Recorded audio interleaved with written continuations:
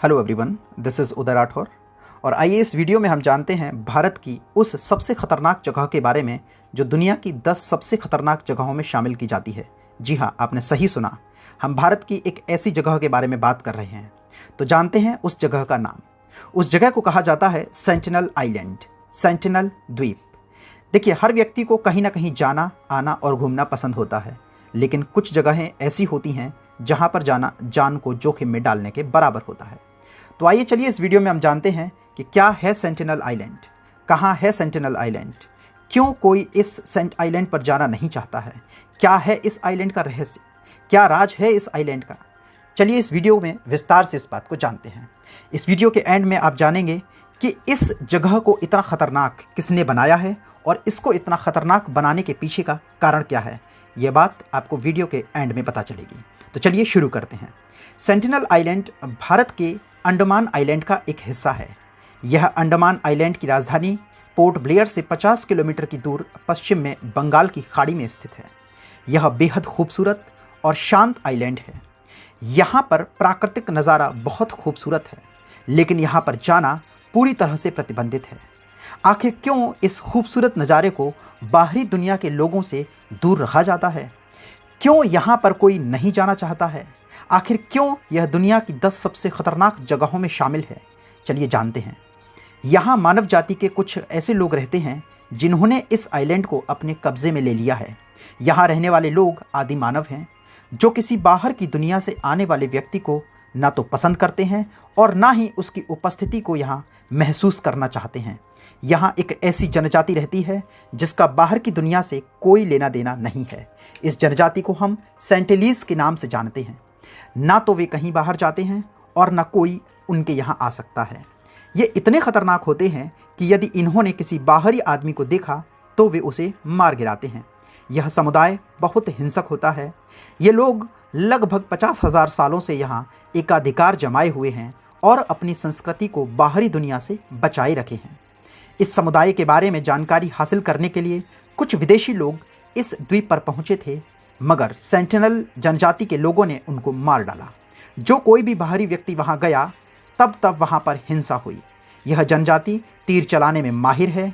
ये आग के गोले के साथ तीर चलाते हैं। ऐसा ही एक हादसा 1974 में हुआ जब नेशनल जियोग्राफिक वालों ने सेंटिनल जनजाति पर एक डॉक्यूमेंट्री बनाने का सोचा। जब इस नेशनल जियोग्राफी का एक ग्रुप वहां पहुंचा तो उस समय वहां उनके पहुंचने पर वे सभी लोगों ने वहां पर उन पर तीर बरसाए और उन सबको वहां से वापस लौटना पड़ा। ऐसा ही हादसा इंडियन जहाज के साथ भी हुआ था। 1951 में नॉर्थ सेंटिनल आइलैंड के पास जब एक भारतीय जहाज पहुंचा तब उसमें एक तकनीकी खराबी आ गई और उस तकनीकी खराबी के कारण कप्तान और क्रू मेंबर्स ने पास में इस एक आइलैंड को देखा और तब वे बहुत खुश हुए। लेकिन जैसे ही वे उस आइलैंड पर पहुँचे तब उन पर इन लोगों ने आक्रमण कर दिया और बाद में भारतीय सरकार की मदद से इंडियन नेवी ने उनको बचाया। सेंटिनल द्वीप पर इनकी संख्या अनुमानित 100 से 150 के करीब है। यहाँ पर सरकार भी अब हस्तक्षेप नहीं करती है। सरकार पहले बहुत प्रयास कर चुकी है ताकि इन बाहरी व्यक्तियों को एक मुख्य जीवन धारा से जोड़ा जाए, लेकिन ये अपना जीवन पूरी तरह से आदि मानव की तरह रहना ही पसंद करते हैं। जब भी बाहरी लोग यहाँ जाते हैं तो ये अपने आप को खतरा मानते हैं और हमला कर देते हैं। यह दुनिया की एक बहुत ही दुर्लभ आदिम जनजाति है। ये ना तो बाहरी दुनिया की भाषा जानते हैं और ना ही बाहर के लोग इनकी भाषा समझ पाते हैं, इसलिए इनके साथ किसी भी तरह का वार्तालाप करना बहुत मुश्किल होता है। सेंटिनल वर्तमान में भारत की एक संरक्षित जनजाति है। इस सेंटिनल जनजाति को अफ्रीका की जनजाति के वंशज ही माना जाता है। ये सेंटिनल जनजाति खाना बनाना नहीं जानती है। आदि मानव की तरह जंगली फल, जानवरों का शिकार और नारियल पानी से अपना जीवन यापन करती है। यहाँ पर बहुत सी अनेक जनजातियाँ रहती हैं, जैसे कि सेंटिनल जनजाति, जारवा जनजाति, शैम्पेन जनजाति इत्यादि, जिनमें सेंटिनल जनजाति सबसे खतरनाक जनजाति मानी जाती है। जारवा नाम की जनजाति को भारत की सबसे पुरानी जनजातियों में से एक माना जाता है। 2004 में सुनामी के समय भारतीय सेना का एक हेलीकॉप्टर वहां मदद के लिए पहुंचा था और वहां उस हेलीकॉप्टर की मदद से ब्रेड के पैकेट गिराए गए, लेकिन इन लोगों ने हेलीकॉप्टर पर भाला और तीर से हमला कर दिया। तब यह माना जाने लगा कि ये लोग बाहरी दुनिया की मदद भी लेना पसंद नहीं करते हैं। यहाँ के लोगों को ना तो आर्थिक, ना राजनीतिक और ना ही किसी अन्य विषय से कोई मतलब है। इनको इस बात से कोई मतलब नहीं है कि इनका देश कब आज़ाद हुआ, इस देश का प्रधानमंत्री कौन है या यह देश कैसे चलता है। एक अमेरिकी धन प्रचारक यहाँ पर, जिसका नाम जॉन एलन चाउ था, एक बार गया, जिसने यहाँ पर ईसाई धर्म का प्रचार प्रसार करना चाहा, लेकिन इस पर हमला करके इसकी हत्या कर दी गई। चलिए इसके बारे में हम कुछ और जानते हैं। ये लोग बाहर के लोगों को लेकर इतना एग्रेसिव क्यों हैं? ये लोग बाहर के लोगों को पसंद क्यों नहीं करते हैं?